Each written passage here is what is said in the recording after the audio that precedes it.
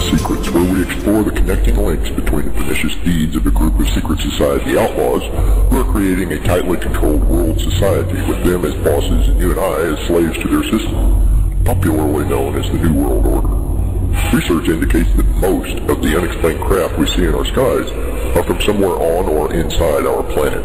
This led to research of the Hollow Earth and subterranean theories in the 1980s and 90s, which in turn led to the realization that the answers we seek are in the control of a number of elitist groups and secret societies that we call collectively the Controllers. Even a quick look at recent world events should convince anyone that the Controllers' plan is working very well. It is these things we explore in this radio show. Join us as we work towards unraveling the secrets. Greetings once again, and welcome to Unraveling the Secrets at a new time with fabulous new hosts. Join us for our second week as we jaunt around the universe. This is Timothy Green Beckley, Mr. UFO. On the Manhattan side of the Hudson and across the river in Jersey City, we have Carla Anderson representing the cutting edge of the paranormal. Happy Valentine's Day, Carla. Hello, happy Valentine's Day, Tim. Well, very here we groovy. are. Yeah.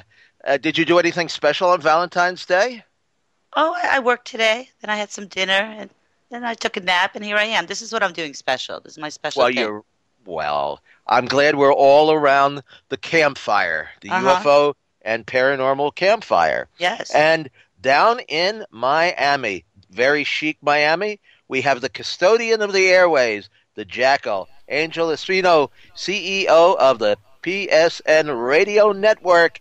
And I feel like singing a chorus of Moon Over Miami, Shine On My Love and Me, so we can stroll beside the roll of the rolling sea. Angel, welcome.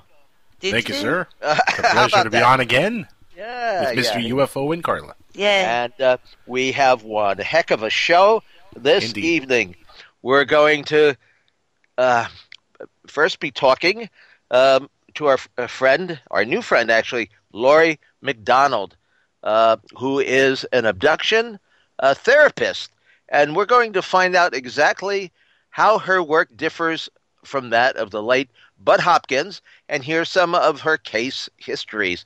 The abduction phenomena, of course, is a rather controversial part of the whole UFO package. There are many people. I don't know, Angel, how many people now, supposedly, according to a poll, say that they've been abducted by extraterrestrials? It's a insurmountable amount of people, abducted, right? Or they believe in the existence of extraterrestrials? No, abducted. I think even if there's 1% of the population, it's a huge figure of people who maintain that they've actually been absconded, they're taken up, probed and pattered, and God knows what. Now, Laurie, though, is not just an abduction therapist, but she also is involved with the contactees. So, contactees usually have a pattern of beneficial enlightenment from their extraterrestrial friends, while people like Betty Hill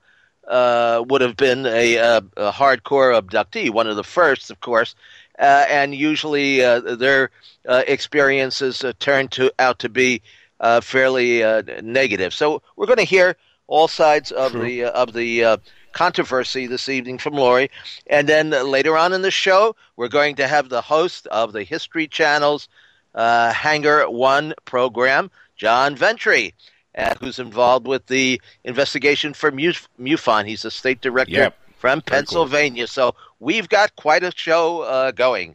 Sounds like it. Sounds good. That's a great guest, John Ventre. Good show, too, Hangar One. So I think, at this point, maybe we should have a break, or should we just bring Laurie right on? Well, that was pretty quick. Weren't you going to do 10 minutes? Well, let's give the guests the time. Less chatter and more interviewing. This evening, we're going to unravel a lot of secrets, or as many as we can, actually. All right, we're back here on Unraveling These Secrets, and our first guest is someone I'm very anxious to speak with. I really don't know too much about her work, and I'm impatient to find out what it is that she exactly does. Laurie McDonald is a graduate of the Dale Carnegie Effective Speaking and Human Relations and a graduate of the Hypnotherapy Institute. Now, why don't you give us a little background? Because, like I say, I really don't know too much about you. I met you on Facebook recently, and it seemed, here's, with the passing of Bud Hopkins, there's been sort of a vacuum, an empty vacuum in the abduction field. Why don't you give us a little bit about your background, what it is you do, and how you differ from what the work that Bud Hopkins was involved in? I am a certified clinical hypnotherapist. I own a private practice, True You Hypnotherapy, here in Sacramento. I'm the founder and the organizer of the Sacramento Alien Abduction and Contactee Support Group. We have 70-plus members who meet once a month to discuss either their abduction experience or their contactee experience. We try to shed a little light on the subject. I'm on the mental health referral list for MUFON, as well as Opus, and the new organization Free, which is really moving ahead strongly. They have an amazing advisory board. They have Kathleen Martin, Mary Rodwell, Whitley Strieber, Rudy Shield, the astrophysicist, I believe Edgar Mitchell, the former Apollo 14 astronaut, and they're putting together something completely new in ufology. They're compiling reports with all of these interdisciplinary and scientific reports where we can get all of these views to really see exactly what's going on. In my practice, I see people who have been abducted by extraterrestrials. Some claim interaction with other entities such as gray, zeta, or reptilian entities. These encounters are often unpleasant when it falls under the category of abduction, because by the very name, it's against one's will. So there's certainly a lot going on there, and I've recently put together 5 distinct categories of abduction, what we can expect, what we can anticipate from that particular type of event. I'm also trying to put together the psyche of the extraterrestrial involved. Say you find yourself face-to-face, eye-to-eye with a gray alien. It would be good to know what to anticipate, so you know how to react so that you can control the situation to the best of your ability, such as the mantis, the insight into their psyche, which is very strange. So all of it, hopefully helping people get more insight and a better understanding of what's happening, and hopefully advancing it into some type of a consciousness expansion for them so that they can really use it to possibly fulfill their human potential, whatever that may be. And now, how would you say that this differs from like the work of Bud Hopkins and other researchers in the field? Well, I'll tell you what, I think my work differs. One, I run a huge support group where we have 20, 25 or plus people meeting at once, discussing the phenomena from different angles. He did one-on-one research. I do that as well. But I'm able to take it to the next step and then the next step. Of course, with the abduction phenomena, the next logical step, of course, is the hybrid program. They're said to have been having genetics just extracted, either ovum or semen or both, depending on who's being abducted. And what are they doing with it? Creating some type of hybrid human-alien child for possible integration into our own society. There would certainly be major ramifications if something like that were to happen in our medical industry, infrastructure. Everything would be affected. But what I'm looking at is how it affects one's consciousness. I think it's not even so much what extraterrestrial they saw or encountered, or even what UFO they saw, what type of ship, whether it's a UFO or an AVC, whether it's cigar-shaped or dome-shaped. It's not important. I think what's more important is the fact that they had the experience and the reality has changed. Now, the reality has expanded to believe in the unseen or unbelievable. So they are no longer the same. Their core belief system has adjusted to accept the phenomena. The next step after that is what we do with that as far as our consciousness goes. And I think that's where we see a lot of the contactees, where they're beyond the abduction phenomena, but they have contact with entities in much deeper space, beyond a frequency band, more into very deep space. And these entities are supposedly very altruistic, very advanced. They don't require a body. They're basically a consciousness or an energetic entity, because the contactees that report having interaction with them report them as having a specific color silhouette, not features so much, just a silhouette. So, can I just ask a question? Absolutely. So these 25 people or so that come together in your meetings, they have been abducted, or they're contactees or abductees. Yeah, the 25 that come together, and they're trying to get a deeper meaning. Like, they're trying to not be so freaked out because they've been abducted, and try to understand what is it that, because are they getting contacted over and over again? Right. Within the different categories of contact, you see some have 2 to 5 experiences. Some are channelers who have an extraterrestrial speak through them. Others are victims of the abduction phenomena. And other people have very pleasant interaction where they feel either mission or some type of agenda oriented, where they're collecting information and interacting with the extraterrestrial, saying that they believe they have an agreement to do so on some type of a soul level. That they would have. I'm sure that it affected the way they feel about their religious beliefs too, I would think. Right. I mean, depending on the person's belief system, the filter that they see things through will be religious if they were raised that way, or more spiritual. But still, even religion has a number of references to extraterrestrials or craft. I would think they would lose their religion, really, if they saw something like this.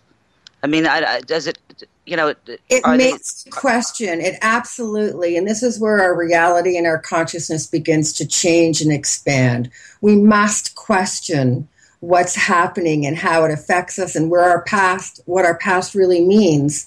I mean, and then all of the big philosophical questions, start to rise into your consciousness, such as, what are we, why are we here, so on and so forth. The very big ones. And what's the government doing? That we're going through this all by ourselves too. What's going on there? I heard, speaking earlier, the fact is that what's currently reported in the abduction phenomena is 280 million people have reported that worldwide. That's based on a 4% value system. That number is, I believe, quite low, because even in the group that I run, I say there's over 70 members. I can only see 20 or 25 at a time in a support group. Otherwise, it's just too many to handle. Mm-hmm. Nobody gets a fair chance to speak. But I asked several times how many here reported their experience. And I think out of 70, I had 2 people. Mm-hmm. Well, who would you report it to outside of you or Bud Hopkins? To MUFON or to Opus or to an organization that collects us, ICAR.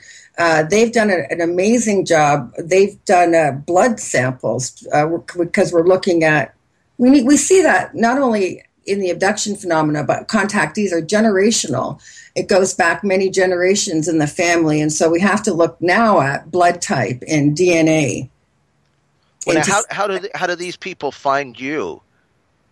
Well, I run the Experiencers group in 2013 at San Jose UFO Con. I'm doing it again this March 27th in San Jose UFO Con. I'm online. I do as much public speaking regarding it, because really believe that people have the right to be able to speak freely about their experience without the ridicule, without people telling them that they're crazy. They're already having to question their own sanity after going through this, unless, of course, they're a lifelong experiencer and they've psychologically adapted to this and accepted it as part of their own reality from a very early age. So it is in their belief system. Well, now run it through to us. If somebody comes to you, how do you know that they've had an actual experience, that they're just not either making it up, or that they're hallucinating it, or are just not balanced correctly, whatever the word is? Yes. Sure, somebody's hearing voices, you're ruling out such things as auditory hallucinations and schizophrenia, perhaps even demonic possession. There's a number of things. What do you think demonic possession is? Just exactly what it says. So do you believe in the paranormal as well? Well, I think that the two subjects definitely bleed together. It seems to me that once that part of our consciousness is open to accepting the unseen, or we begin to investigate it, I think as soon as we start to take steps in that area, we grow in that area. So people who have had extraterrestrial experiences increase things like psychism. They'll see a ghost or some other type of apparition. There's one woman in the group who does paranormal research and work, and she has probably some of the most spectacular EVPs I've ever heard. And they're not like words here and there. They're full-on scary sentences. So, yeah, absolutely. I mean, based on many things, such as the Drake equation for the existence of life on other planets, and the fact that I've personally have had an out-of-body experience. I know that we can exist and live and have full consciousness outside the body. So, yeah, I believe that there's certainly a whole lot more than what meets the eye. But then again, I'm aware of the definition of the word human, hu being the ancient definition, and modern days we use it to describe the intensity of light. So it's a measurement of light, and man being short for manifestation. A human is a light embodied entity. And with that reality, we have the option to really move and expand the mind into multiple realities and dimensions by very definition of what we are composed of. How did you get involved in this? Mm-hmm. I went to the Alchemical Hypnotherapy Institute of Sacramento to become a master hypnotist, and then transferred to Santa Fe, where I went to become a clinical hypnotherapist. And in order to pass these tests, I had to do a regression in front of a panel for the ACHE, which is the American Council for Hypnotherapy Examiners. Make sure I can regress somebody to the different levels of consciousness and then bring them back up safely. And so in doing so, the subject came to me for hidden creativity and changed during the regression to seeing a UFO, being with his brother, having it land, having the entities come out. And then when I asked him to describe what entity he was seeing, in front of me, a like softball-sized sphere of light appeared above his head and just scanned down his body and disappeared relatively quickly. I looked over my shoulder at the judges, who indicated to me to continue, and their like jaws were wide open. And I tried to continue with the UFO stuff, and it seemed like his memory was just gone. And he went back to his original session. I finished it, brought him back up, and who wouldn't be intrigued? Yeah. So you had an experience right there. Was that the first, or had in your own private life, had you had other experiences? No, I actually have had other experiences. As a young child, I definitely saw the very beautiful violet-colored silhouette ones that people refer to as celestial entities, which exist above the frequency band where extraterrestrial, there's a bit of a hierarchy. It's sort of like subterranean, then terrestrial, extraterrestrial, celestial. And so depending on the type of entity was what they live in. So the ones that appear just in energetic colors like that I saw from a relatively early age. Didn't think anything of it. They were actually, were entities? Yeah, I could hear them speak in what was a extraordinarily lovely, high frequency feminine voice. And yeah, absolutely. So thought that that was rather normal. So now, how when I think of abductions, I think of Betty Hill. Now, her experience was in the 1960s. That Right. seems to have been the first abduction, certainly the first one that got any public attention. How come the earlier contactees seem to have a different approach to all of this? Most of their experiences were very positive. They told about meeting the Space Brothers and being given cosmic wisdom of one kind or another. And then later on, the experiences with Travis Walton, Betty Hill, and all these other abductees became much more frightening in nature. Why the flip as far as these encounters and experiences go? Different entities. I mean, the indigenous people of the Americas spoke of star people who brought them information and help in such things as agriculture and natural medicine. And they were considered very good, but simultaneously in other parts of the world, people spoke of what was called the jinn, and they were considered some type of a extraterrestrial or demon. I mean, in fact, when it's translated in Palestine, they say it's like an extraterrestrial demon. And they report very similar things where the body becomes paralyzed, they're unable to move, they sense the entities in the room, and then at the same time sense other entities in the room. And those similarities have not changed in the abduction part. Now, the contact part, that's a different category.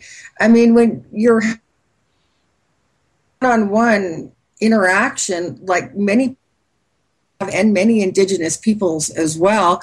Even Charles Hall back in the 60s claimed that the tall whites were on the Indian Springs reservation, or not reservation, but a military base. They had their own barracks and actually had families, a playground where their children lived in, and they were an extraterrestrial entity that looks rather similar to a human and can slightly disguise themselves to blend in. They gave good information, but were not exactly, altruistic. It depends on the entity. People have reptiles. Those interactions with reptoids are quite frightening. I'm not sure it's not all mixed up, though. When we talk about paranormal or we talk about the extraterrestrial, because I just kind of feel like, because you're going between these two different planes, that you don't need a body. Like everything that's described like that just sounds like maybe that was, the origin of what people call demons and angels and all this. So I mean, I'm not so sure it's not all wrapped up. Well, I agree. I mean, we see spheres of light, Yeah, it's the terminology that the people use at the time. I mean, and it does bleed in. And then, yeah, absolutely. Then there's your whole interdimensional beings that people talk about, and they come through dimensionally, which is different than extraterrestrially. One is parallel, one is horizontal. Parallel is the dimension aspect. And these are different entities. We hear people talk about them as shadow people or the Hat Man, so on and so forth. And that definitely is more paranormal. Yeah, I've kind of put these all under the category of ultra-terrestrials because we don't really know where they're. I mean, just because an entity, I'm sure you found this out too. Just because an entity tells you that they're from somewhere or they're here to do a specific job, it doesn't necessarily mean that that's the case.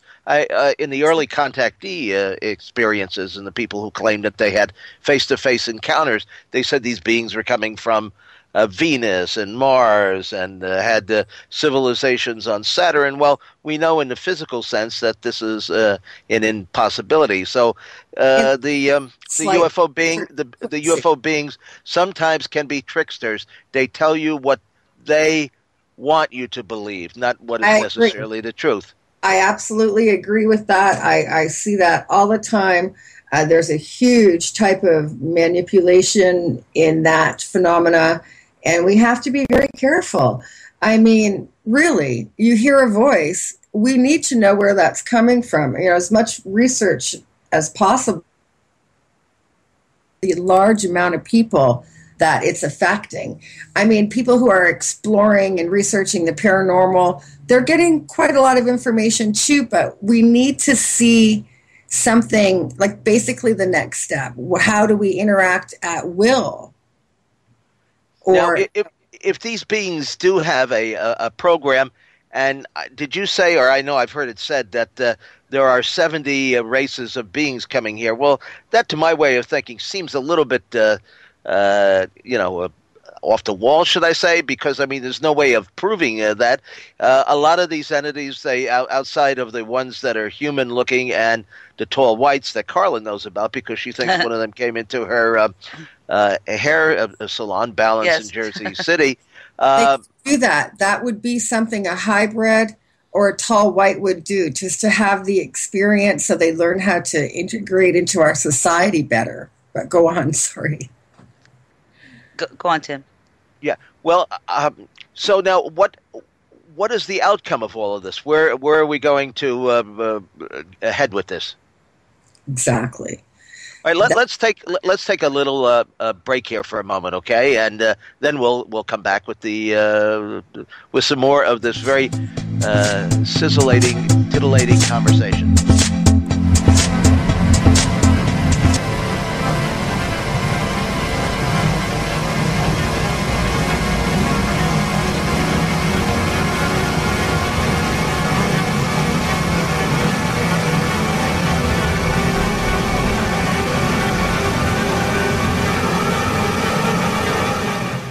We're back with Laurie McDonald, and on the other side of the Hudson River in Jersey City, balancing us all out is Carla Anderson. Hello, Carla Anderson. And down in Miami is the Jackal, who's keeping this all organized. Okay, Laurie, we have another... It would have been funny if you would have said afloat, because I came on a boat to this country. So Did you come on a boat? I did. I'm Cuban. So you came on a boat? Yeah. Automatically, you come on a boat if you're from Cuba?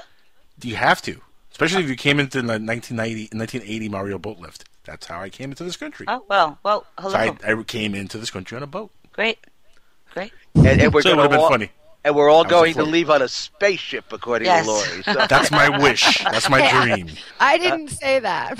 Okay. Are we going to be lifted up? Is there some end times prophecy coming here? No, I don't believe so. I do believe, though, that there is a bit of evolution happening, as it should. I think so it's a mental thing instead of an actual... It's a mental liftoff instead of a physical liftoff.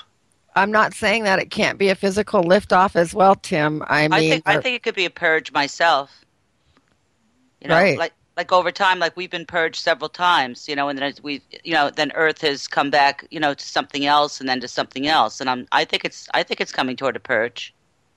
Yeah, I mean that's definitely possible, but it's never ended times. It only ended those times. Times, and then it went on to a new time. That's right, and hopefully each and every one was a little bit better in some way. I mean, I do like to look back at history in broad strokes to see if fundamentally people have changed, that they have been able to rise up to be fully human and kinder, more aware. And I hope that we are moving in that direction. Well, I mean, I think that 6,000 years ago, we probably had a lot of knowledge already, and yet 200 years ago, we're walking around in the dark, in pilgrim times. I think it's weird that you find, in the old drawings and all this, all the ancient drawings, that it looks like we had all kinds of technology back then. Right. And then all of a sudden, we were brought back to a place where we're, trying to rub two sticks together again. Well, because whenever we become very technically advanced, instead of using that technology for the betterment of mankind, it's turned into a weapon, such as Tesla's scalar waves and every other type of psychotronic, radionic, mind control device that they use. And instead of using that to perpetuate the betterment, they use it to control people to a negative. That's our problem. We're still not doing it for the betterment. I think that's true. I think that's true. I think every once in a while, we have all this knowledge, then we blow ourselves up somehow. Right. Somehow we get purged. We purge ourselves. Then we have to start all over again, and we're working it out. It's really, now that you mention it, it's strange. Well, yeah, I think that's what it is. Ladies, the time is clicking away here. But Laurie, why don't you tell? Why don't you? Yes, that's correct. Yeah. Why don't you tell us a couple of brief examples of the type of experiences that are reported to you? Maybe one abduction and one contact. Well, what's very common in the abduction, and I see the same type of case over and over again, are women who come to me and they say that they've had eggs taken from them from extraterrestrials, that they're absolutely terrified. That later they're brought on to what they believe is a craft or to some facility. They don't always know for sure. And a extraterrestrial human child is put into their arms. Some women are very repulsed, but they keep getting this message from usually it's a gray alien, telling them, to nurture and help out the child. One woman, that I'm dealing with, the child didn't survive. And she suffered another set of trauma on there, felt it as if she had lost her own baby. I mean, we call that post-abduction stress disorder, and people need help after this. But this is what's happening. Women now are saying, okay, I'm past the abduction part. I'm healed from that. I want my baby back. What are we going to do with that?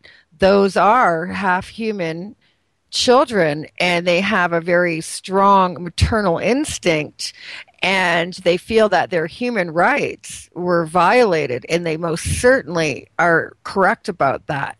So that's pretty typical. As far as contact goes, it falls into multiple categories, but what I see is people who have contact who believe that they are agenda-oriented, that they're here monitoring and compiling information on humanity. Or let's just kind of see if we are misusing that technology that we have. They report things like our balance in our ecosystem, our ecologies, our levels of pollution, and they say that they have interaction. And I have a handful of people that I'm working with who say that. And for some, it's really difficult. They don't want to be subjected to this type of information. They don't want to know about it. The others do. And so what is the ultimate outcome of this? I mean, is there going to be a day of disclosure? I mean, not in the sense of that we have disclosure like they're talking about in a political sense that Obama's going to get on TV and say, hey, there are aliens here. But is there going to be some ultimate time when this will be known to everyone, not just the 4 or 5% of the people that have had these experiences? Well, remember that 4 or 5% of the people is hundreds of millions of people. And that's a very large number. And will we have disclosure? Well, the only lobbyist in the United States of America is Stephen Bassett. And he's been pushing for that, and they've done up already a mock congressional hearing, and petitions are going around, signatures are being collected globally. The UN is having a meeting to discuss the extraterrestrial presence on the planet.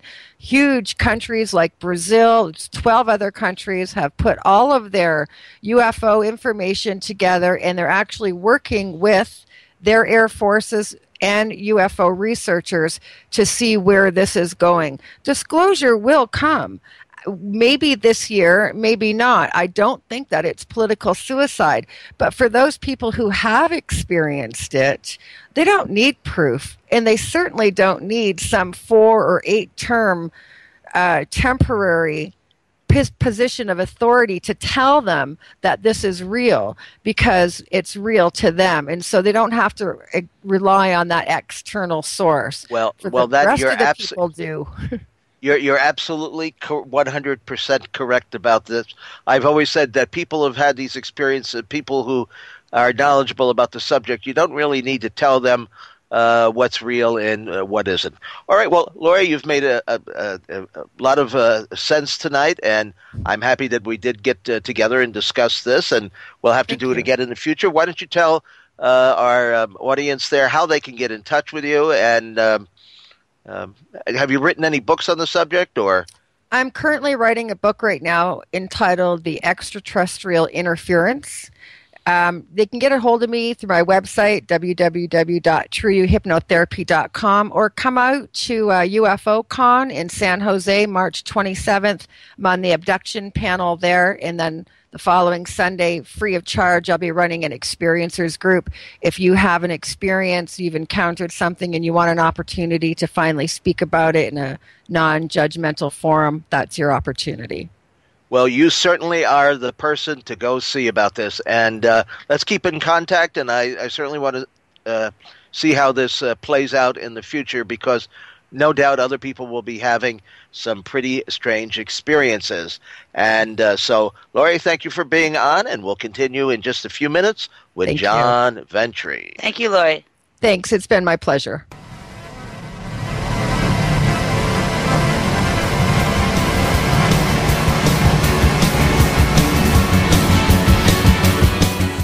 Hey, we are back on the air, and this is Unraveling the Secrets, and we've unraveled a few already tonight, and we're going to unravel even more with our next guest, John Ventre.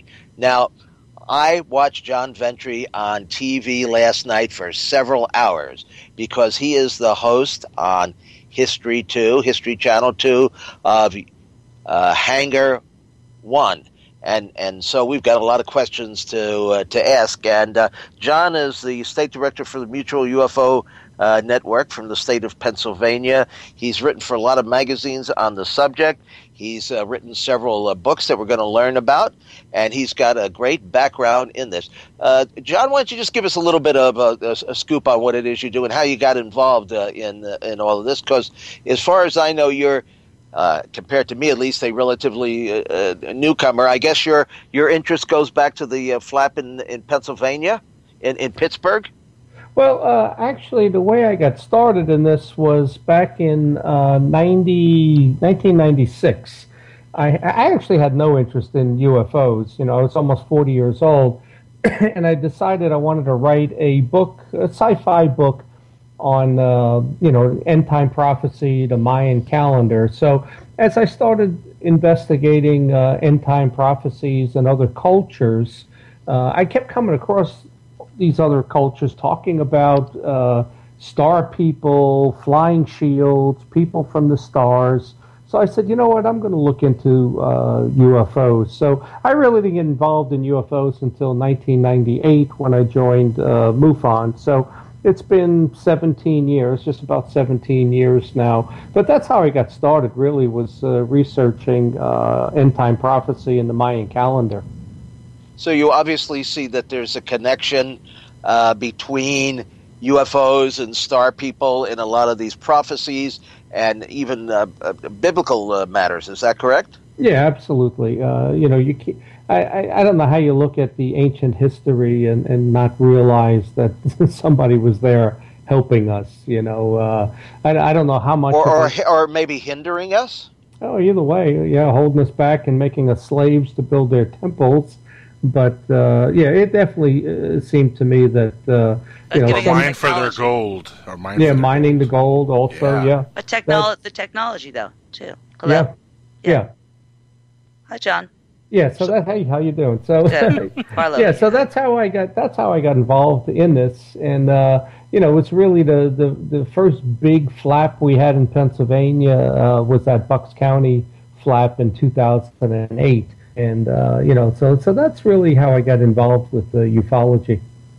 Well, why don't you tell us a little bit about that flap? I know it's a part of the is it the Discovery Channel's UFOs Over Earth? Yeah, it's funny. It's been on the Discovery Channel a couple of times. I've done 3 different shows for Discovery on Destination America, Discovery Science, and Discovery with the Bucks County. We haven't done a History Channel show yet on that on Hangar 1, but I'm sure we'll get to it. But it was an interesting. It was like really started around April of 2008. And went through the summer, and I was getting these phone calls from people up in East Lake, Ohio, and they were telling me, well, they see these lights coming in from Lake Erie, and next thing you know, I'll get a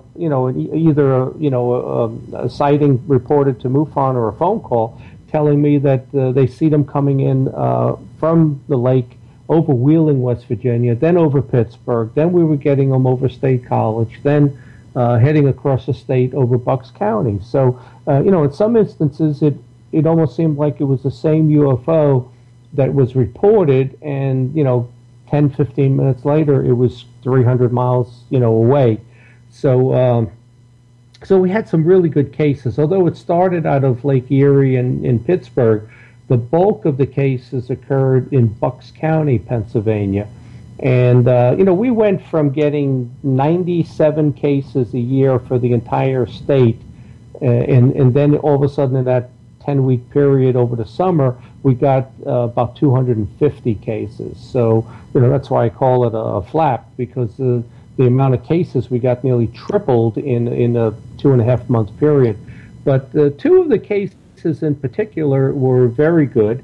One was happened in Levittown. This woman by the name of Denise, her dog's barking and wakes her up. She goes to her window, sliding glass door. She goes outside, and it was 3 or 4 occasions she saw this triangular craft in the sky. And on one occasion, it dropped these metallic probes or sprinkles into her tree. So what we did was we took samples of the leaves, then we took control samples from other trees in the yard and around the corner, down the street, and only the ones in her yard turned out that they had boron on the leaves. And boron doesn't reflect radar, which is kind of interesting. They use it in stealth aircraft, they use it in paints, in nuclear reactors. But so when she said something happened in her tree, something did happen, because there were high levels of boron. One of the other lab tests showed that the leaves were subject to high heat or radiation. They showed kind of a burning on them, like lasers were used on them. And how long did her sighting last, and how low down was the object? I mean, was it right over the trees? Yeah, I'd say it was maybe in the area of 500 feet high was the UFO, 300 to 500 feet. And, that lasted for about 15 minutes or so. And, that case actually got me on the Anderson Cooper show. So I don't know how many people in this field have been on Anderson Cooper, but I was in April of 2012, and we went into that case. And that in itself was an interesting experience, because it was a pre-taped show. And Joe Nickel was the skeptic that was on. And, it was funny that a lot of the answers I gave were edited out when the show aired 10 days later. They left in basically everything that Joe Nichols said. But, on everything Joe said, Anderson would say to me, John, what do you got to say? And I gave some good answers, and they cut out what I said about, we got into other cases, and I was talking about the O'Hare case, and, Joe said it was a hole punch cloud, and I said, well, that's not possible because it was 53 degrees that day, and it has to be freezing temperatures to have a hole punch cloud. Well, they cut that out. And there was one point I said something, the whole audience applauded because I said something about the 3 female witnesses we had there. They cut that out. There was one point where Joe Nichols said, well, these women saw the planet Jupiter, and the whole audience broke out laughing. They dubbed out the laughter. I mean, it was so obvious they didn't want the UFO topic to look credible. And, one thing I did say on that show, because I had just read it in Wired magazine, was, Anderson said the government can't keep secrets, et cetera, et cetera. And, I gave some examples of the Manhattan Project, the stealth fighter. And then, I said something about the NSA is recording every email, every cell phone call, every text, everything. And he kind of shrugged it off like, no, they're not. And that story didn't break until a year later it was like the spring of 2013. But I've got it documented in April of 12 on the Anderson Cooper show, because I had just read it in Wired magazine that was going on. So you kind of wonder how much manipulation there is out there, because even our Congress people and every major network TV show said they knew nothing about what the NSA was doing. But, I brought it up on Anderson Cooper's show a year before the story broke, and it's even in one of my books. So, what do you think I'm sorry. Yeah. What do you think their agenda is to not want to talk about it? The government's agenda. The media? Oh, you're talking about UFOs? Not talk about UFOs? Yeah. Mm-hmm. Oh, yeah. Well, the whole thing with the government is the U.S. government is after the technology. Absolutely. When you look at the UFO field, basically the United States and the UK investigate UFOs through their departments of defense, where South America looks at it through their FAA as if it's an air safety issue. But, we go after to shoot them down. And that's still a standing order since 1952 with Truman. If you can't talk them down, shoot them down. And, you look at China, you look at Japan, they have UFO reporting centers. And so really for us, it's all about getting our hands on the technology. Also, too, I think, John, you're quoted as saying here, the world is neither good or evil. It's just controlled by money, and that certainly has a lot. That certainly has a lot to do with this in the form of the energy and technology, because as we know today, big corporations pretty much control what goes on on the Hill, on Capitol Hill. I mean, it boggles the mind to think that the bankers and the oil companies have so much influence in a country that's supposed to be, run by the people. It's not. It's run by corporations, just as Dwight Eisenhower predicted it would happen back when he was president. He said to be very leery of the military-industrial complex. Oh, absolutely. And I think we would really, really be surprised how much of the news is spun and manipulated and written the day before it happens. There's so many things. It's like, you look at NBC and, they edited out the information on Trayvon Martin. You just had their number one guy on television, fabricating a story that he was in a helicopter that got shot down. I watched the stock market real close, and for the last 2 years, I mean, I'll bet my bottom dollar that it's all price fixed for the last 2 years. What really scares me is how much would they sell us out for the technology that they want?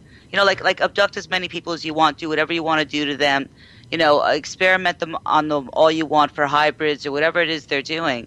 I think that the fact they don't want to acknowledge, anything that's been going on all this time is just, it kind of scares me, because thinking, how much would they sell out, their constituents. Yeah. Well, it's kind of like a catch-22. Every radio show I do, I point the finger at the CIA because that's where the cover-up is. But, I also got to say that I think that they do this in some perverted way to protect us, get the technology, keep this thing quiet, and they're really trying to protect America. But, what are you going to do if a species shows up and they make you an offer? And the other choice is if you say no, well, okay, we're going to go to this China country or we're going to go to Russia and make them the same offer. So you got to get in bed with the devil. You really do. Yeah. And in a lot of cases, I think some of this is demonic. I don't think it's extraterrestrial. I think it's flat out demonic when you talk about abductions and some of the other stuff going on.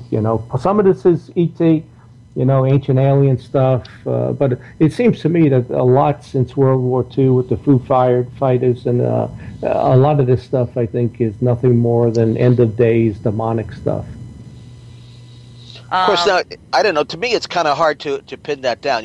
We did a book called Round Trip to Hell in a Flying Saucer, and we had a number of, serious students of the phenomena debate the issue and to bring up the evidence that there is something very negative about this. And there certainly is. I mean, people who have reported being abducted, they have been literally stripped of everything that they own mentally and physically, and these objects have the ability to change shape as well as the occupants.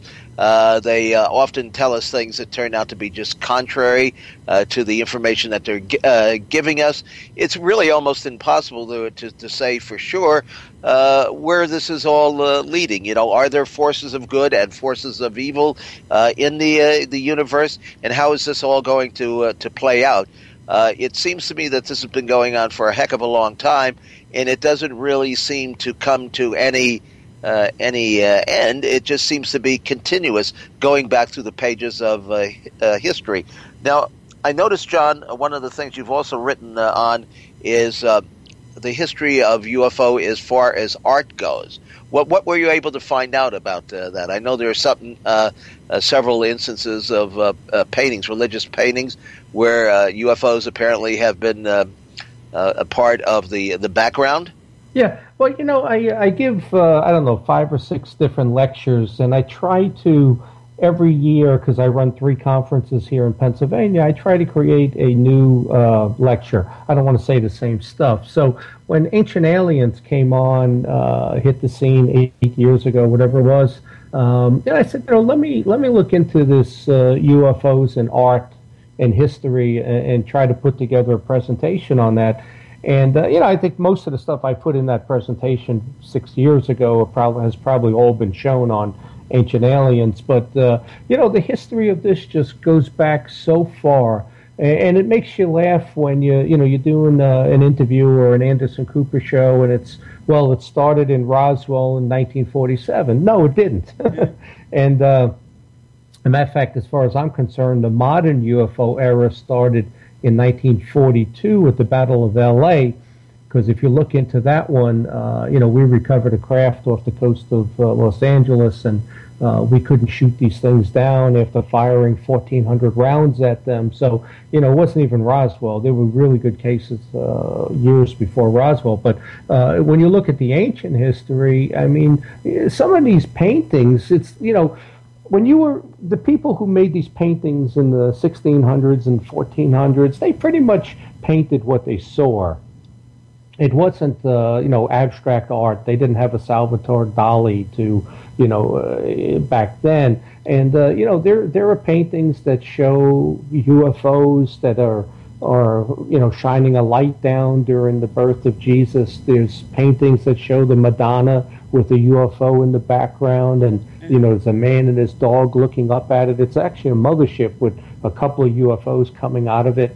And then you get the rock drawings and petroglyphs that go back thousands of years. I think the ones in Africa are 10,000 years old, and same thing in Australia. So, this planet, I think, has been visited for a very long time. It's a very rich planet.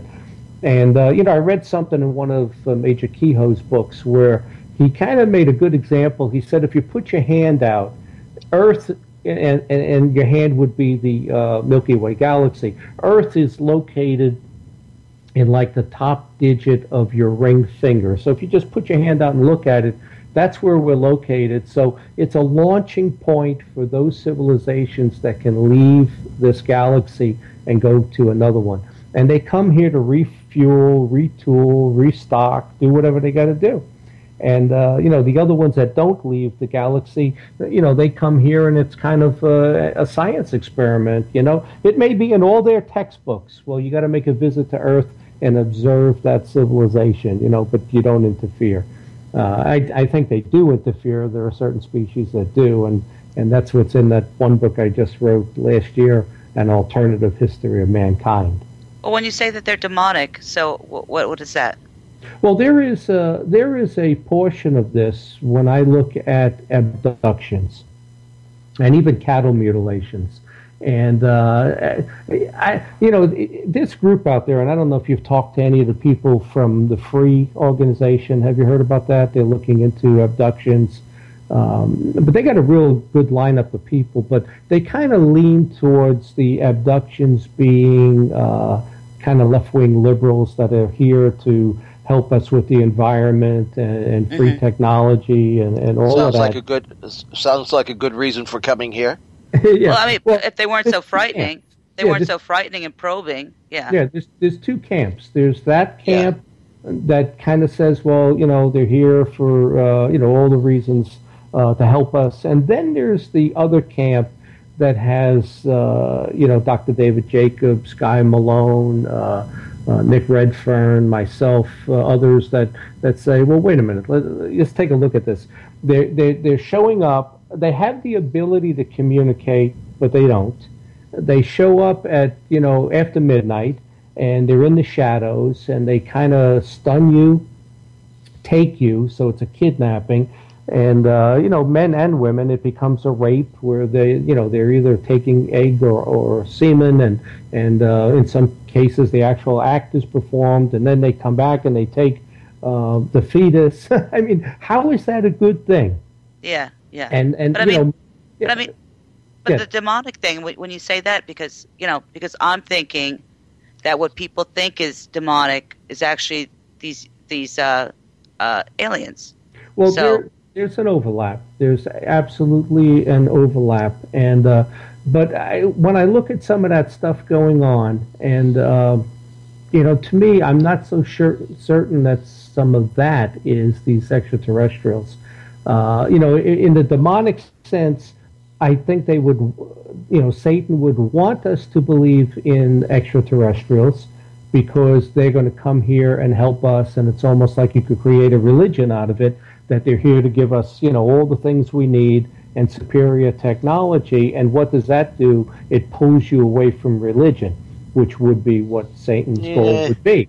Some people need to be pulled away from religion. Yeah, I mean, as we see on the world stage today, I mean, could Satan be an alien that was left here, or somebody who, like the subterranean reptilian, could he be one of them? That was left here and just hates us.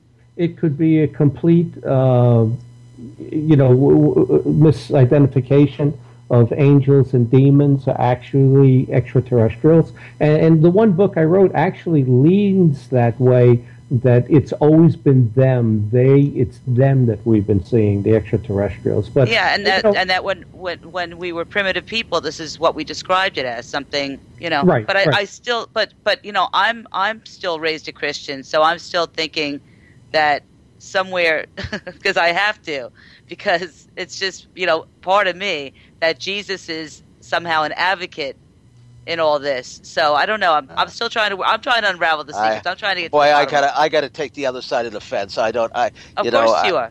Yeah, I'm not an atheist. I'm a searcher, and I just don't see the connection with the Jesus and Satan and all of Well, this. Jesus A lot of it I is think biblical stories, though, try it's to- a religious mythology. You know, But I mean, I some of think it is that there true was- and some of it isn't, and everybody's got to make up their own, mind. And when you say communicating with us, well, I think that they communicate with us, but they try to communicate with us, or only are able to communicate with us on a different level. We're looking for, like the SETI people are looking for radio signals. Well, maybe they don't like to listen to radio. Maybe they have no interest in that. Maybe they're not on the same frequency as... As signals go digital in the last 20, 30 years, we're actually sending less and less signals into space. So it's going to get to a point within the next 50 years, maybe 100 years, where we're sending no signals at all to space because we're all going to be 100% digital and everything. So there's not going to be a trace of us in the cosmos. And that's us. Imagine if you're a million years advanced, there would be no signals at all if they're that much more advanced. So SETI has been wasting their time for the last years. It's just that it's an Complete attempt to get a waste of time. A complete object is to get funding from the government or whoever else they can. They totally ignore the UFOs, which are below treetop level, and they're looking out, a million light years in space, where it hardly really matters, to be honest with you. And this is the whole attitude of the so-called academic and scientific community. Ignore what's right under your nose and get the funding. It's all about the getting funding. that money. It's all about the money. Yeah. Well, that was my presentation at the MUFON Symposium last July. To go in hand with what you said, just think about your cable TV. Once we put cables, underground, there's no signals being sent out to space. And SETI is the biggest placebo going. It's all about the funding. They can never, ever admit that not one case was real, because then they wouldn't get any funding. And it's SETI. They might. Here, I don't know if you know this, but Frank Drake, who founded SETI, well, back I don't remember the exact year. He was in charge of. He wasn't in charge. He was second in command of Project Ozma, and they put signals out and got a return. Contact was made. So the Air Force immediately shut down Project Ozma, moved it to Arecibo, Puerto Rico, and it's a true story. And they then took Frank Drake, who was on that project, and rewarded him with SETI, which was initially funded by Congress. So Frank Drake was part of a program that made contact, and it was shut down, sent to Arecibo under Air Force control so that none of that information gets out. So SETI is completely phony. But getting back to what I was saying about angels, UFOs and demons, or angels and UFOs, I read a book recently by Nick Redfern, and I've been having a lot of paranormal type stuff happen in my house. It's happened for quite a while, so I've got interest, in that. And then the first book I wrote, first two were, end time prophecy books. So I have Nick Redfern come and speak at my Pittsburgh conference in last November, just a few months ago. So I picked up his book called Final Events. And what an interesting book. It's based on information given to the Nebraska MUFON State Director, who is I think he's a pastor.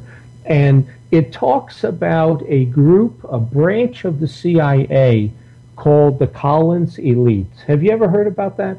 Oh, yeah. Well, we've interviewed Nick on the subject, and I've written it up in a couple of my books, too. Yeah, it's, but again, when you say the military and the government, there seem to be a lot of fractions in there, too, where some people believe that they're very negative and other people think that they've come here for, sweetness and light purposes. So even among the military, that's not an official policy. That's where people have their own specific interest in it, and that's the path that they decided to take, because certainly a lot of people in the government and the military would be part of this Christian background and Christian movement. Yeah, and, I thought it made a lot of sense at how they're trying to, control these demonic powers. I don't agree with the concept that there are no UFOs and it's all demonic. That was kind of the the content in the book, but some of it made sense that there would be a branch of the CIA that would be looking into this. But my personal belief is that some of this is definitely, when you look at these abductions and some of the horrible things that happen, they make a point that even the cattle mutilations, that those are being done as almost sacrificial ritual, is what they're doing with the cattle to satisfy these demonic entities. I don't know. So on the way I look at it, because I've had paranormal stuff happen, over the past 25 years. Well, what sort of paranormal things? Well, it started out years ago when I moved to Oklahoma. Just some voices, heavy footsteps. From there, we moved to New Jersey, and that house was like the Amityville Horror. It was incredible. Black shadows moving across the ceiling. Everybody in the house saw it. Family members, a dark cloud moving. People saying they hear voices and a baby crying, and my son would say he'd lay down at night, and in the wall a voice would say, "I'm going to get you." He actually saw. He was brushing his teeth, and he saw this creature walk across the door. Both him and his cat saw it, and they both turned and looked, and it was just a very creepy house. So then from there I moved here, and it seems to follow me, because it doesn't follow my kids, thank God. But, and the same thing, tapping on the walls and different things have happened here, but it seemed to have escalated the last couple of years. And one night we went to, I was on the board of juvenile diabetes, so we came home from the gala, and we went to bed. So my daughter, my son, and his fiance in another room, and then myself in my room. And my daughter comes bursting into my room at 3 a.m. She says, "Dad, you're not going to believe what happened." I went downstairs to get a bottle of water, and you didn't have any in the refrigerator, so I went to the basement refrigerator, and she said something was standing behind me. She said I could feel it. All the hair on my neck went up. She says I went upstairs, I laid down in bed, and this thing laid on top of me. And she said it went into my body. I couldn't move. It was painful. And she said I could hear all these voices in my head, and it pulls out of me. She said it was the most painful thing. And then she says it happens again. So she says this time she can move her eyes, and in the mirror she sees like the shadow man standing in the doorway. And in her head she hears it's like a room full of people. And she says she hears this shadow man say to whatever's in her, "When you're done with her, I want to try out the other two," meaning my son and his fiance. Now, the way she worded it, I know she didn't make that up. That was just, so that happened. Then there's been other things that have happened with loud bangs, and it really came to a head recently, and that's why I'm looking at more of the demonic side. Is in June, I'm here in the house, I go upstairs, and there's this horrible smell coming out of the bathroom. I thought, I have a 108-pound Doberman. I thought he went in there and did his business. Oh. But, That's a thought. Yeah, well, that's what it initially smelled like. And then I'm smelling it. I said, this smells like rotting flesh, and it was horrible. So I put the fan on. I go downstairs, and I'm watching the baseball game. My dog comes over to me, and he always either has this thing where he lays across my lap. So all of a sudden on the wall, inside the house, boom, it's the loudest bang you can imagine. There's a picture on the wall. It kind of flips up like an inch off the wall. I have these two Indian headdresses on the sides. They kind of blow to the side. So then from there, I go upstairs when the baseball game's over. I check that bathroom, it still smells. Now, below it is a bathroom, and below that is another bathroom on the 3 floors of my house. Only that bathroom smells upstairs, right? So I turn the fan off. So I go into my bedroom. My dog all of a sudden gets up, walks down the hallway. He looks up the attic stairs and goes absolutely berserk, barking, growling. I mean, when a dog sees something. So, I go and look. I don't see anything, but I still smell the smell. So then I go in my bedroom. My dog sleeps right at the foot of the bed, there's a chair there, so he claims that. So I put the news on so I could still see the dog's head, and again, there's this loud bang inside my bed, and both me and the dog, our heads turn and we look at it. Same thing as downstairs during the baseball game when it hit the wall and the picture kind of flipped up. So that kind of scared me because my daughter saw that shadow person and it pulled out of her, and so that happened to the kids. And then what happened? It was April of 2014. You're saying the dog with the cellar steps. I mean, with the attic steps. Oh, okay. So the dog was barking viciously, at the attic. And then what happened was we go to bed, and again there's this big loud bang against my wall, and both the dog heard it because his head turned, my head turned. So both times that the big bang happened, we both heard it. So it's not something that's psychological because the dog heard it also. Mm-hmm. And what happened just right before that, also a couple of months earlier, I have this home theater, so I have this projector on the ceiling, and I'm talking to my son and his fiance, and we see this, I don't know what it was, the light of the projector, we see this thing snake across the ceiling, some sort of a spirit, and it looked almost like a snake, the way it moved across the ceiling. And my son says to me, "What is that?" I said, "I have no idea what that was." But so these things have happened, and it really concerned me. So I'm saying to myself, the things that happened to me, is it demonic? Is it extraterrestrial? I mean, one night I woke up and I see this person standing down the hallway, and I'm awake. I mean, the attic light seems to be on, so the stairs are backlit. There's this like 6.5, 7 foot tall person standing there. It looked like the creatures in District 9. They had almost no waist, really long arms, and like a helmet on, So I'm looking at it, and I'm awake. I crawl to the foot of the bed. So now it's like 10, 15 seconds. I see this guy standing there. So I kind of jump up, put the light on, and he's gone. And the backlight is off also from the attic, So I don't know what that was. So I'm trying to... Did you start having these experiences when you started to investigate the UFOs?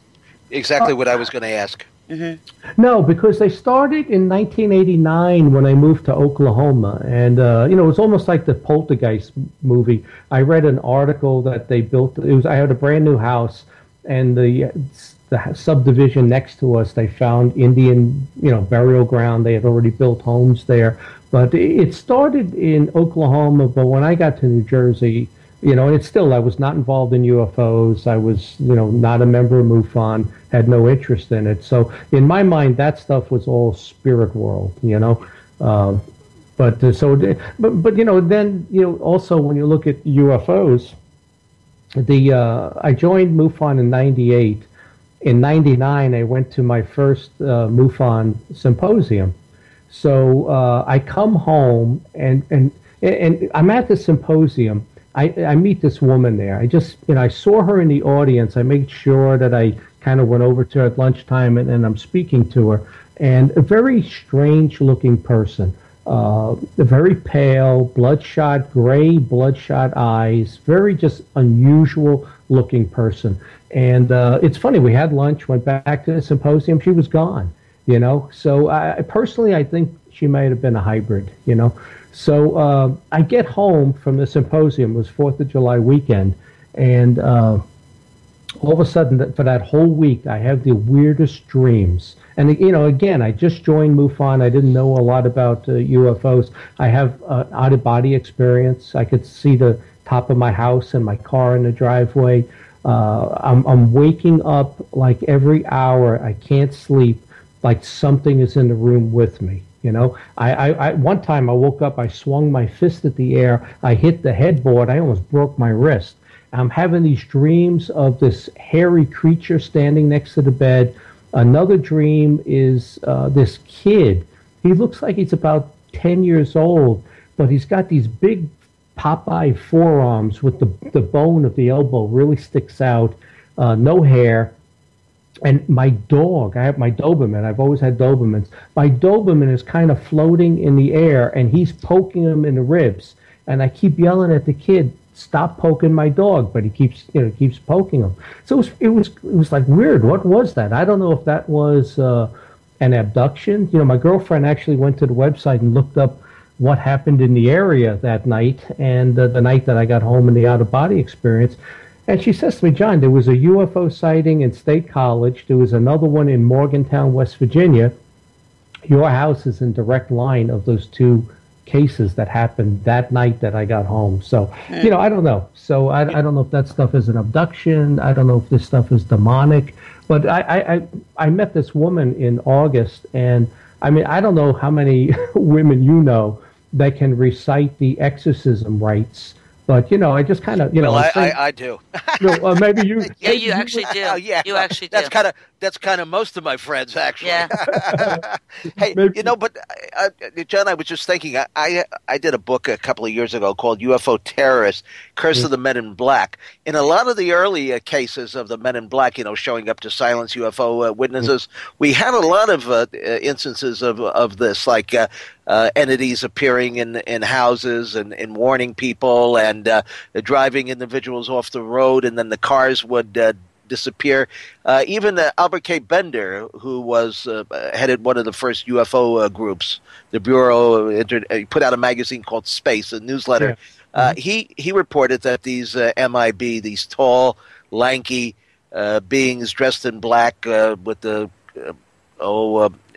sunglasses and black hats over their head and so forth, came into his home and actually warned him about discussing the UFO topic. He was told that he had come too close to the explanation for UFOs, as if there's only one, right? And that he should stop talking about it. And we had a lot of cases where people were being molested, just like you described. And there was one instance where a Australian researcher, John Stewart, reported that he was almost thrown down an escalator in a large department store by an invisible being. So this has happened to a lot of people. In fact, even in my family, my sister had some of the same things that you described, with the voices and sounds coming from the basement and from an abandoned well, and the children seeing some sort of being dressed in coveralls in the back area of the house, which was a wooded area.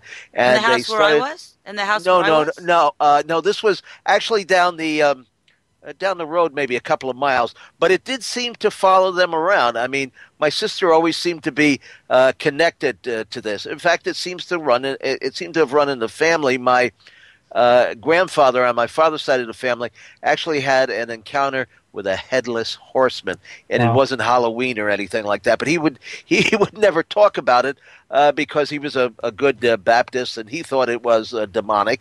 But then, on the other hand, at the age of 3, my life might have been saved by a guardian angel. We were driving along a back mountainous road on the way to Kentucky. That's where my aunt and uncle lived, my father's brother. And it was getting very late, and it was getting very overcast. It was getting foggy, actually. And my mother insisted that my father immediately stop at the side of the road, because she was afraid of, oncoming traffic and so forth, not being able to see it. And my father said, no. It was only 100 miles or so to go, and he was getting tired, and he just wanted to drive on, not park on the road. Anyway, my mother, being the forceful lady that she was, my father stopped and they parked.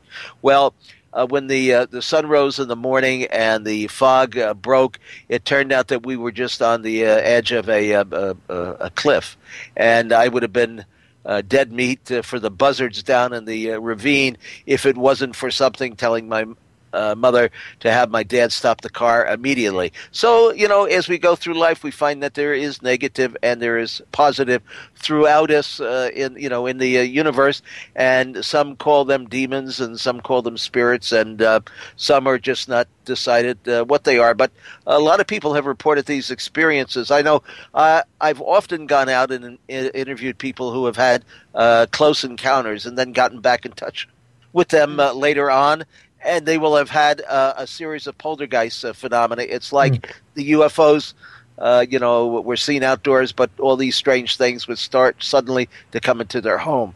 Yeah, I mean, it's an amazing topic that, I had no interest in really prior to 40 years old. So you called her the UFOs? None of this, actually. I was kind of like a Comic-Con. I collected the horror magazines, Famous Monsters of Filmland, that type of stuff, and I seemed to got drawn into this. I really had no. And most of the people in this, like you talk to any MUFON state director, they'll tell you at 10 years old they were reading every UFO surely. magazine, Absolutely. watching. I had no interest in any of that. I collected some comic books and stuff, but but I kind of got pulled into it. And when you talk to somebody who's never had any of this happen, no spiritual stuff, no poltergeist stuff, no UFO interest, they look at you like you're nuts. They actually do. It's amazing how some people seem to be open to this and have experiences. Others, nothing at all. Hey, I notice here that you own a Mexican restaurant called Flying Salsa.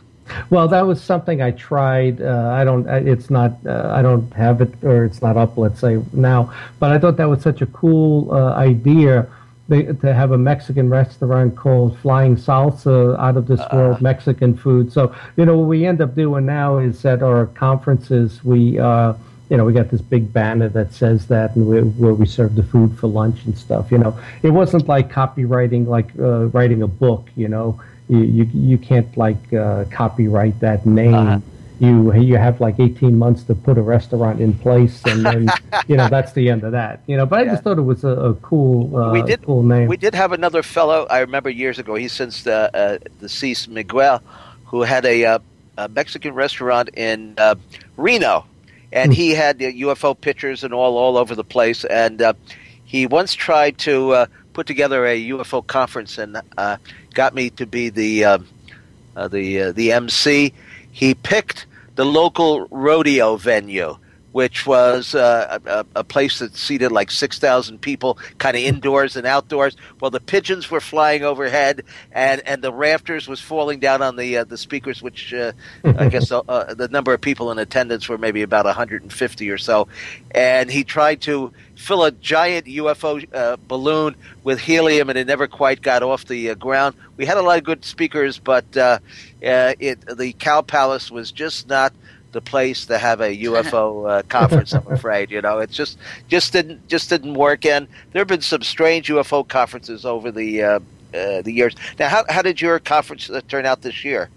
Oh, good. It's funny. Ours have gotten better every year. So this will be our 8th year of doing them in Pennsylvania. We do Erie, Pennsylvania, which is coming up in May. And then October is Philly, and then November is Pittsburgh. And, the crowds get a little bigger each time. But, even when I say that, a good crowd for us is 300, Yeah. I did Pittsburgh. I did I can't say I was the originator of UFO conferences and shows, because actually the first one was held in a hotel in Los Angeles in 1952. I believe Max Miller was the organizer. Now, Max Miller put out a little magazine during the 50s called Saucers. It was actually one of the more professional printed of zines in those days. Anyway, he had a conference, and I guess it had about 1,000 people. And over the years, there's been big conferences and small conferences.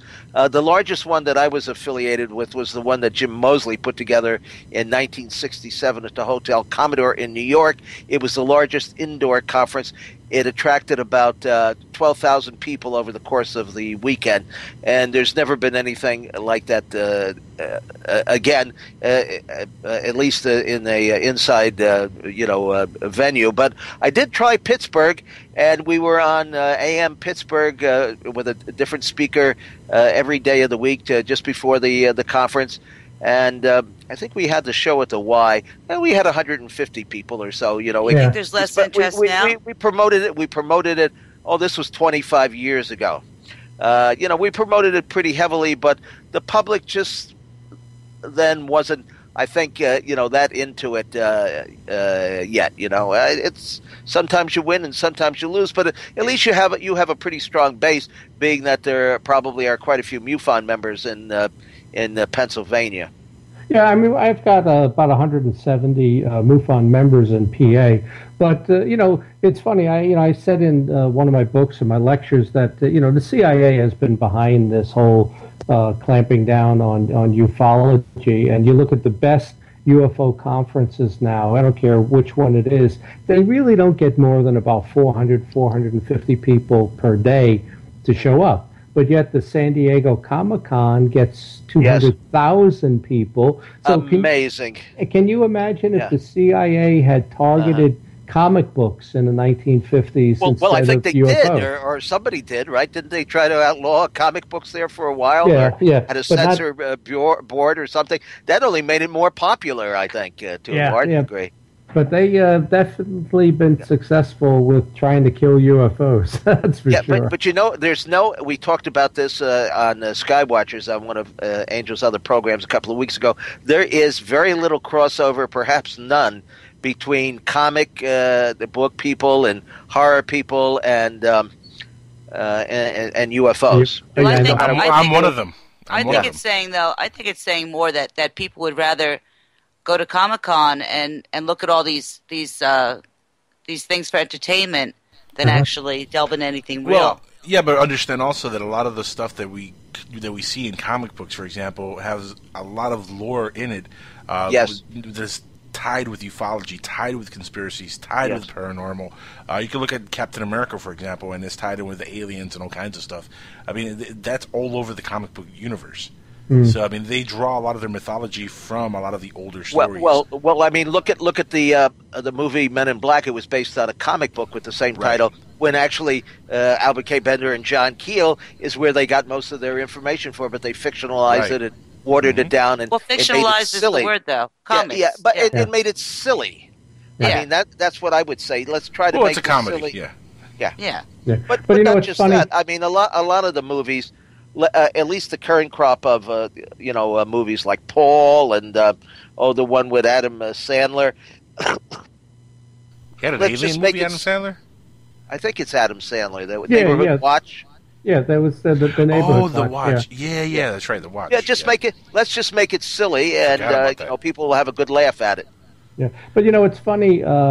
When I do, they'll ask me in Pennsylvania to be a speaker and have a table at a horror con, and there is no interest. Those people have no interest in UFOs. I'll have all my books there and my lecture DVDs and stuff, and I'm lucky I sell 1 or 2 books the whole weekend. Absolutely. I had a fellow, there's a fellow out in Tucson who has a weekly public access show, and it's on UFOs. But he owns a comic book store and a place that sells, toy figurines and models and things like that, And I tried to get him to carry my books, and he said no, because he would lose his comic book customers.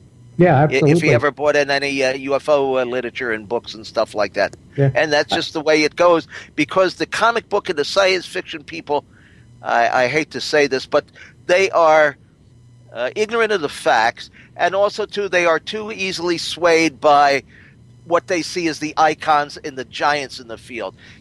It's like magicians like Houdini and the unamazing Randy who tell everybody, well, there's nothing to this at all. They've never investigated this. I shared an office space with the amazing Randy back in the 60s and 70s. He had he had a radio show. He took over for Long John, and he had guests on about the subject, but he had no interest in anything except entertainment and getting his name in print. So if he could say, there's no UFOs, or Uri Geller is making this all up and so forth, to get attention, and that's what he's done, and that's what all these skeptics have done.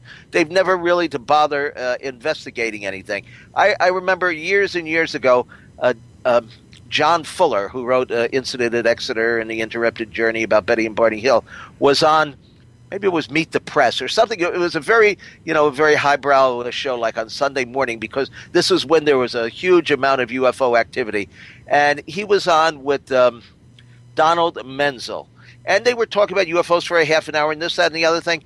And Donald Menzel didn't even know where Exeter was. I mean, like, you get these people on there, and they don't do the most minimal amount of research, and of course they're so hostile that the witnesses won't even talk to them.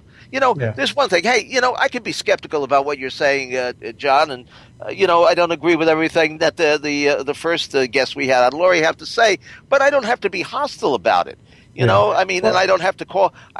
Name calling is a part of what they do. That's the only thing that they can say. If they've got nothing else to say, they can say you're fat or whatever it is. It's just it's like an Abbott and Costello routine, or maybe more like Laurel and Hardy or something like that. Yuck, yuck, yuck, yuck, yuck. Yeah, well, when I was on that Anderson Cooper show and Joe Nickel was on there, he did the same thing. We had 3 witnesses there, and 2 were young girls, like 22 years old, and of course he's asking them, were you doing drugs? And I think what you were doing, you were drinking or doing drugs, and then you saw something, and they try to just apply logic, and they never ever look into the cases, and that's exactly what you run into with skeptics. So now, have you? I remember hearing that there were quite a few Bigfoot sightings in Pennsylvania that might have been associated with UFOs. Have you ever had people call you about reports of these giant, hairy, smelly creatures? Yeah, absolutely. And it's a funny thing. Like even like we say, the horror stuff in UFOs. Well, the Bigfoot people don't like the UFO people, and the UFO people don't like the ghost people, and the ghost people don't like the Bigfoot people. It's an amazing thing to watch. But yeah, we have had cases like that, and that's kind of like one of the debates that comes up: or is Bigfoot actually an extraterrestrial creature, or are there different types of Bigfoot? One being a primate that's not discovered, and one being an extraterrestrial. We had a case here in Pennsylvania. Back actually in 1973 with Stan Gordon. It was in Uniontown, PA. Oh, and he's a great researcher. I mean, he's really uncovered a lot of information on sightings like this. Yeah, and, he lives about 2 miles from me, which is a coincidence. He was the MUFON State Director in PA for about 15 years, and I've had it for almost 10 now, but we live right in the same town. But in that case, there was a farmer and his son, and they see this Bigfoot on their property, but they also see a UFO. So they fire at the Bigfoot, and they said, they had a rifle. I know I hit it, is what they said. I hit that thing. And it just kind of like, it walked away and then kind of like disappeared. But they have this UFO hovering there, and then the UFO takes off. So Stan Gordon and his guys and the state police go up there, and where the UFO was is a round spot that's still glowing at night. And Stan said one of his investigators walked into the center of it, and he collapsed, and he actually started howling and kind of like barking like a dog. They had to grab him and pull him out of that area. Who was this that did that? One of the investigators. One of the investigators. Oh, okay. With Stan Gordon. Yeah, it was one of Stan Gordon's guys. Yep. But that's one of the better ones. I mean, Stan he's really into the Bigfoot stuff. Yes. He's had cases where the Bigfoots come up to like a bathroom window, a bedroom window, and kind of looked in, and the people have seen it, and it has that sulfur type smell to it and stuff. But this area, it's kind of weird here in Western PA. This area has like one of the most Bigfoot sightings, UFO sightings. Popular Mechanics actually did an article in 2009 about counties that have the most UFO sightings in counties that don't have a major city in it, like Los Angeles County. And the number one county was Westmoreland County, which is 30 miles outside of Pittsburgh. We get the most UFO cases in the country for a county that doesn't have a major city in it. Well, I was always skeptical about the connection between Bigfoot and UFOs. I mean, I knew Ivan T. Sanderson, who, of course, was the first investigator of the Bigfoot. He used to be on NBC. He was an animal curator, and had the credentials and so forth. And he did a really big, thick book, probably the first one on the abominable snowman. but I didn't see any real connection until I actually went and investigated a case in Athens, Ohio. There was a little item in the newspaper, in the New York Post, about someone who had seen an object land in the field. There it had left some indentions in the ground, and I just happened to be going to Ohio on some business, so I figured, well, let me go interview the people who had seen this object back of their house in the cornfield. Well, it wasn't really a cornfield. It was a small patch of corn, let's say. But I decided, let me go out after I'd done my investigation there and talk to some of the neighbors to see if they had seen any unusual things in the sky. Well, there were a few reports of UFOs, but people started telling me about their experiences with these creatures. One woman said that there were big footprints behind her air conditioner, when they where the footprints had been left in the ground, under the muddy soil caused by the dripping of the water and so forth. And there were other people who said that the Bigfoot was banging on the side of their house, and it all became intertwined. And so I don't know. I said after that, well, there must be some connection with it, and then I started doing my own investigation and hearing people describe similar, situations and sightings.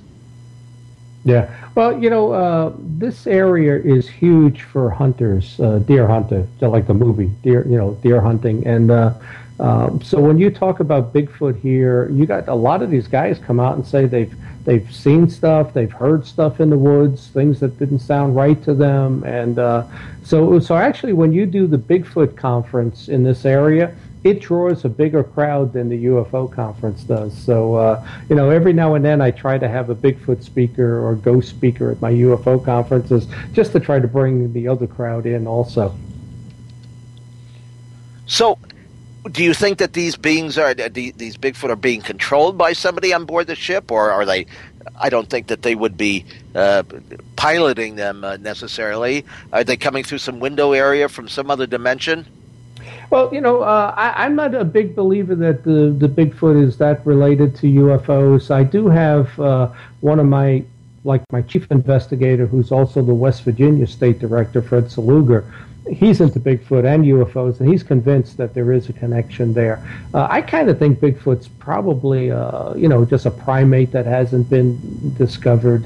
The funny thing is, though, when you look at all of this stuff, you got to be able to explain everything, and I kind of keep saying to myself, I got to come up with the string theory of everything unexplained. The ghostly stuff, the creatures that are unexplained, UFOs, etc. And, the best explanation that I can come up with is that it's interdimensional, which would explain, how they just kind of appear, they disappear. It takes care of all the legends. A lot of UFOs even kind of just blink out, they disappear.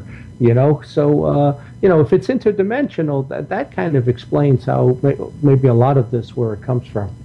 Last week we had on Ted Phillips, who of course was Dr. Hynek's associate for many, many years.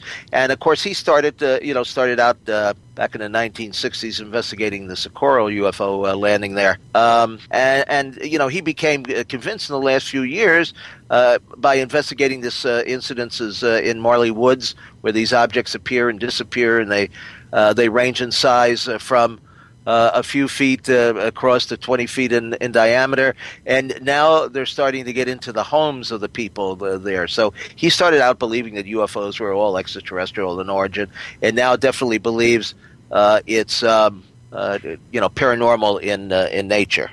Yeah, I kind of agree with that. MUFON's stance, because it's a scientific organization, has been pretty much nuts and bolts. They fly here from another, solar system, etc. And, because they want to investigate the scientific aspect of it, and that's, what they kind of lean towards. When you start talking about the paranormal and interdimensional and that type of stuff, most of the MUFON people start to back away. Yes. But, because I've had all the paranormal stuff happen, I've never seen a UFO, but that's why I kind of say, interdimensional, it kind of explains a lot of it. Even if you're religious, like I said, where I think some of this is demonic, well, what would that be? There's a dimension, which is heaven. There's a dimension, which is hell. that Satan rules, then there's these other dimensions with these creatures and other beings, and they come through. So for me, the string theory of everything is interdimensional. Now, here's a little bit of something I picked up. Kenneth Arnold is often credited as being the individual who, I guess, described UFOs as skipping over water like a saucer. So that's how the name Flying Saucer came about. Now, his not really.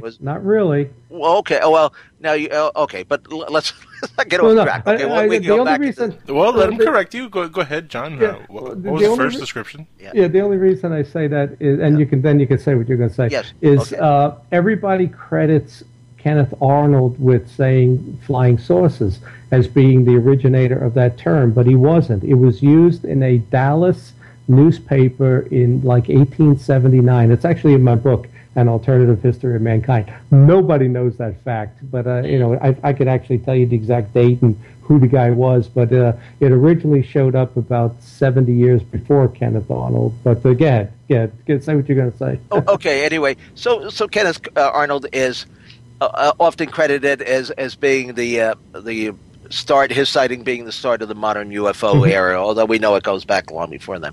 And he saw these 9 kind of heel-shaped objects. They weren't actually discs at all, flying just above the cloud layer in Mount Rainier in Washington State. Actually, Yakima was the area that he was flying over, which is known for its UFO activity. There is an Indian reservation there, and they actually had for many years, I don't know if it's still there or not, UFO Sky Watch Tower, where they would see these weird lights coming up from far below, So he had these sightings, and he's often credited for being the daddy of the UFO phenomena as we know it, but he didn't really believe that UFOs were extraterrestrial. In fact, there have been a couple of interviews with his, I think, daughter and his granddaughter on podcast, and he believed that they were interdimensional and perhaps maybe negative in origin. He thought that they were some sort of craft that took the souls of the dead over to the other side. And he had a case where he talked about a rocking chair in his living room that would move back and forth, and there was no one seated in it. He had some things that were happening with weird lights in the trees outside of his home. But one of the weird things, and I think one of the ways that these beings can converse with us is that there obviously is some sort of a language barrier, but I think that there is a relationship between coincidence and synchronicity. Now, a number of UFO investigators have passed away on the same day that Kenneth Arnold had his UFO sighting, June 24th. Well, isn't it very interesting that they passed away on that date, and he believed that the UFOs that he saw were containers that carried the spirits of the deceased over to the other side? I don't know. I just think it's a kind of a weird coincidence. It's really just kind of too eerie for me. Yeah. He also did an interview in the early mid-50s, and he also said he came to the conclusion that he thought that those craft were like almost living creatures, that they had skin on them, and didn't think that they were actually metallic. So, right. I mean, who knows? I mean, and then you talk about taking the souls again. Then, see, I keep reverting back to the religious side because I believe in Jesus, and I do think that there is pure evil out there and demons, and maybe that's part of it too, to steal our souls. What do they do with them? They eat them. Like the movie Phantasm. You guys ever seen the movie Phantasm? Yeah, like Phantasm. Big tall white guy just put in a container. For the left-wing liberals, that would be me. Yeah, they're here to serve. They're here to serve man. Literally on a dish. Cookbook. Yeah, cookbook. So, John, what's happening in Pennsylvania now? Is there anything going on? Well, we get, it's funny, since we had that UFO wave in 2008, like I said, we were getting about 95, 97 cases. Since 2008, we have gotten a steady 320 325 to 350 cases a year. So the activity's gone up to where we get 6 and sometimes 7 cases a week. One of my guys, he's an attorney, and he did a study, looked at 2,000 cases of orange orbs. Not the small ball lightning, the large ones that are seen in the sky. And he wrote a book, and he actually came to the conclusion there are 4 bases. They show up at like 8:30 at night. They leave about 10:30 at night. And he tracked the 2,000 reports, and he says there's a base off of Los Angeles, and I think we all have heard about that, Catalina Island. There's a base in Lake Erie, which is where a lot of my cases and Ohio's UFO sightings come out of Lake Erie. And then he says there's 2 other bases, one off of Miami, and then one. That's where I'm at, by the way. Yeah. Oh, okay. And then one off of the Gulf side. So he did a lot of analysis on that. I got some really good people in my group here. I got 30 investigators, almost 170 members. But like I said, we get almost a case a day. But I've got 5 other states. I'm one of the few, or maybe even the only multi-state director for MUFON. I've got 6 states. So I've got Delaware, and then I have 4 New England states. And when I get cases out of Vermont, New Hampshire, Maine in particular, I'm telling you, those are paranormal. I get the weirdest cases out of the New England area. One of the best cases that I remember from years ago, do you know about a case in Bangor, Maine, where somebody actually shot at a UFO and heard the bullet ricochet?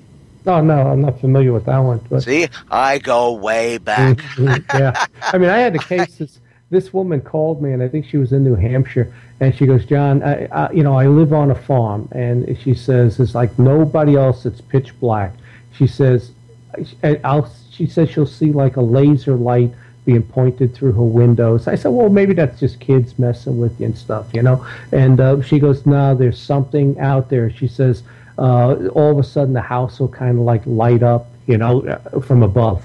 There's a light shining on her house. And she says she called her boyfriend, and she says, I'm watching out the window. I see my boyfriend come to the gate. He gets out to open the gate. It's kind of like a ranch type thing, And she says, I see this thing kneeling down at the other end of the gate. It stands up. It's got to be like 7 feet tall. And she says it runs through like the cornfield. And she says, I can see it running at about 30 miles an hour and the path it's making through the cornfield. I mean, I get these phone calls at like 1 in the morning like that.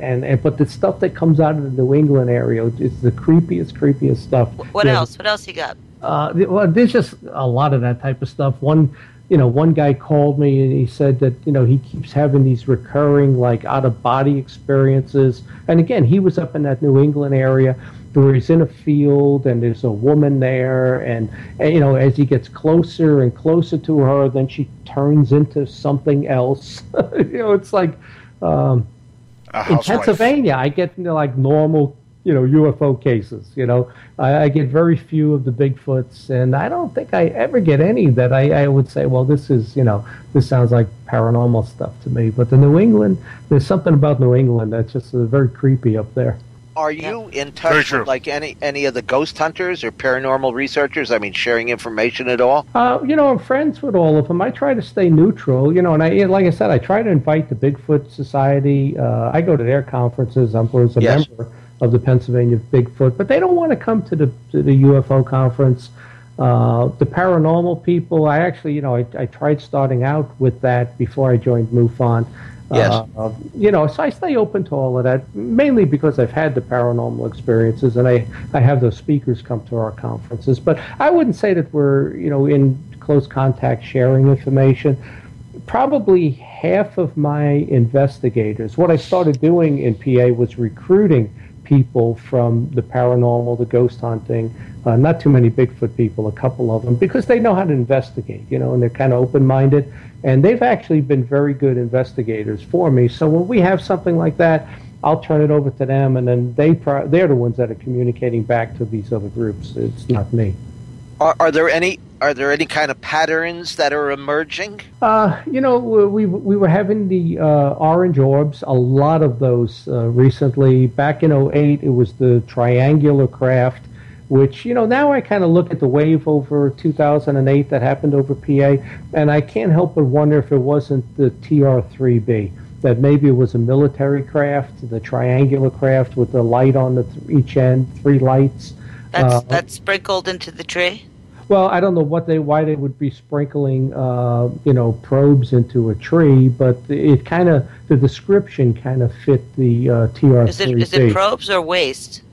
No, it was like a probe. They were like these metallic sprinkles that dropped into the tree, and they were glittering. They were lit up, and then they kind of got pulled back up into the craft like with a magnet. Just sucked them right back up. Now, we used to we had test tubes of stuff that was pretty similar to that. If I remember, on one side was slightly pink. Was that any of the substance that you saw? Did you see it, the substance? No, I didn't see anything on the leaves, but the leaves were starting. This is May, June, July, and the leaves were turning brown, and they were lacerated like a laser or something had burned the leaves. So, it was weird. The leaves were producing an enzyme called anthocyanin, which is a natural occurring enzyme when it's subject to high heat or radiation. And it was only that tree. I mean, the tree next to it didn't have that. The tree in the front of the house didn't have it. So why would the military be so low over a house? I don't know. That one that doesn't really fit the military, but the description of the triangular craft, which is the TR-3B, fit a lot of the sightings that we had over that summer. But, we just had a case in Delaware, because I have Delaware also, and it's these orbs up in the sky, and people will say that they're Chinese lanterns, but there was like 9 of them, and they filmed them. And then all of a sudden, one at a time, they started taking off. And if they were Chinese lanterns, they would move together. But 8 of them leave. 1 of them is still hovering there, and it doesn't seem to be going anywhere. It ejects something on fire, and then it takes off. It actually takes off in the opposite direction from the other 8. But this burning piece of something comes down, and this guy recovers it. So he calls us, and we get a portion of it. And it looks like insulation. And it's too big to be, it's definitely insulation, but it couldn't be from a Chinese lantern because you couldn't lift it. It was too big of a piece. It was like 12, 14 inches long and 2 inches thick. You couldn't lift that with a Chinese lantern. So we take it and we send a piece of it to Phyllis Budinger in Ohio, Frontier Labs, and she does the analysis. And she says, John, this is insulation, but it's coated with a chemical for waterproofing. And she said, we just invented this type of insulation about 18 months ago. So she says, she was surprised that, if it was used in a military craft, it would be kind of quick that, because it was just invented. So I don't know what we recovered. It was something from a UFO, whether it was a military craft or a real UFO, but we have a piece of a UFO that we analyzed, and we're going to actually talk about that at the May. Why would they eject? It was on fire, and what Phyllis said is she believes it was used in an energy storage area. There must have been a fire in there, and it kind of like ejected it, or they threw it out of the craft, and then they were able to, move on their way. But, that was her analysis, that there was a fire and they ejected out the insulation that was on fire. Also, too, one of the first cases, Maury Island, back in Washington State, which was even before Kenneth Arnold sighting by a few days, involved substances like molten metals that were dropped from the sky that damaged the boat and killed the dog of the owner. In fact, we have to have Ken Thomas on some night to discuss that, and it ties in actually with the assassination of JFK. Yeah, anyway, right? Yes, that's correct. Yeah. Anyway, we are winding down the evening here, and John, give us a little bit of information where listeners can get in touch with you. Tell us your books. Are they available on Amazon.com? And what's your website? And when is the new Hangar 1 going to be on? And what's the first episode about? Okay. Hangar 1 will air April 3rd. It was actually supposed to start last night, but then they postponed it to April 3rd. So season 2 is going to start April 3rd. I don't know the order of the shows, but there's 12 episodes this year. And 18 members in the cast. So there were 8 last year and 8 episodes.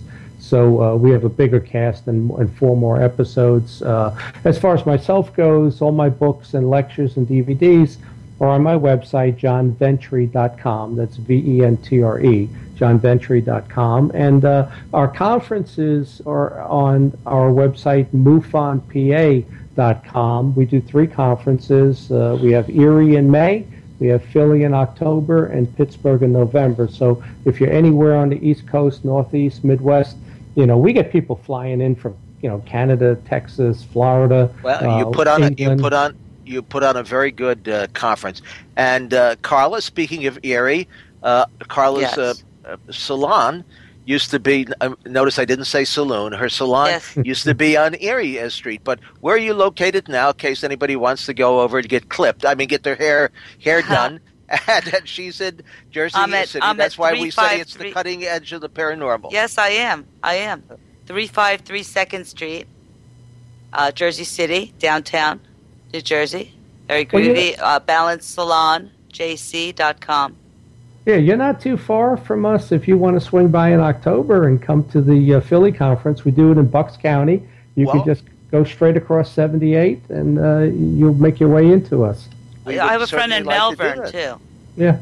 Yeah, you guys should come. You're not that far away. Absolutely. Well, now we're back in the full gear. Maybe we can bring down our. I also do I have a channel on YouTube. It's Mr. UFO's Secret Files, and we've got some very good interviews up there. I take my camera with me and I travel around, and it's for fun and not necessarily for profit. It's totally unedited and unorganized, but it's some great stuff up there. Anyway. Anyone who wants to get in touch with me, my email address is mrufo8@hotmail.com. And if you want to learn all about our exciting books, we have some 200 titles by many, many authors in the field, I suggest you just go to Amazon.com and type in Timothy Beckley, and all these great books will pop up in front of your eye and keep me motivated by ordering something. And so we've rock and rolled, and I want to say good night to our listeners out there, and see you next week, same time, same host. Tell your friends, go to the archive, pass it along, and remember, we're unraveling the secrets together. Good night, all.